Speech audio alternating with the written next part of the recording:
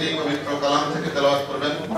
বাংলাদেশে ইতিবাচক যে রাজনীতির ধারা সেখানে বিভিন্ন ধরনের ব্যত্যয় হচ্ছে আমরা এই ধারাটাকে পাল্টাই দিতে চাই। জামাত ইসলামী যে রাজনীতির ধারা করছে সেই ব্যাপারে বক্তব্য আমি জামাত রাখবেন, তবে অবশ্যই আলহামদুলিল্লাহ বাংলাদেশে শুধু রাজনীতির ক্ষমতার পরিবর্তন নয়, জামাত ইসলামী একটা চরিত্রের পরিবর্তনের ধারা তৈরি করেছে এবং 53 বছরে জামাত ইসলামের এমপি মন্ত্রী থেকে একেবারে মেম্বার পর্যন্ত এই ধারায় একদল নিষ্ঠাবান রাজনৈতিক সেবক তৈরি হয়েছে জামাত ইসলামী।